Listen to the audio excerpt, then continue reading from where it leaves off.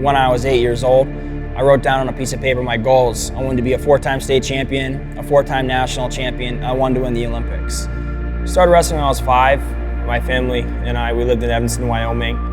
And before I knew it, I fell in love with the sport. On my second, third year, I started having some success, and that's when the fun really started. Every weekend, getting in the back of the Suburban, driving to Colorado, Idaho, Utah, different parts of Wyoming, trying to find a local wrestling tournament, show up, wrestle 2 age groups, 2 brackets. And to me, it wasn't really a competition, that was practice. And I think that's where I started developing a lot of technique, and I'm glad that that's the way it started. I had a passion for wrestling and competing and being a competitor.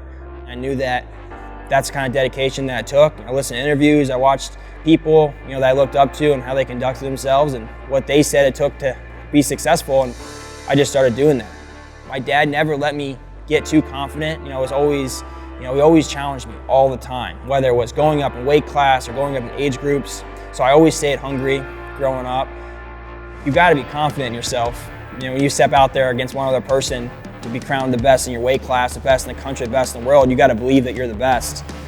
But making sure that you challenge yourself all the time, and I think that's what keeps you humble, and that's what's kept me humble my whole life. I believe when I go and compete, I'm prepared. I have faith in my training, I have faith in my coaches, I have faith in my preparation. It's the confidence I build in practice that allows me to wrestle with the same confidence when I compete. I'd say right now I eat about anywhere from 5,000 to 6,000 calories a day. I stay away from refined carbohydrates. It's a lot of proteins, a lot of really good healthy fats. Your body will use those as your fuel source. I believe in nutrition, and I believe how much different my body feels now than it did in the past. I have much less inflammation. I feel good. I feel like I can have much better endurance. So I believe that nutrition has played a big fact in that. The only way you can really get good at something is you got to be around it on a consistent basis.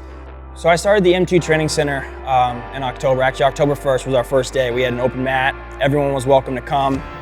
I really look forward to going to practice, just because I'm starting to develop relationships with these kids and the parents, and I have great coaching staff. I have great people that are helping every single day, and I really believe that these kids have the best environment in the country, and it's growing every single day.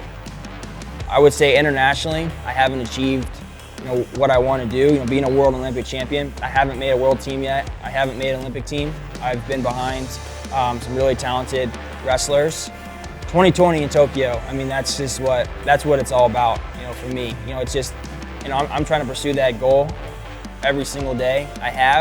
There were some adjustments that I needed to make, and I think it really took me falling short in 2016 to really make some of those adjustments, whether it was my nutrition, my training, just my strength and conditioning alone. And since I made those adjustments, I've had a lot more success. I've had a great career to this point, but there's still more that I want to achieve.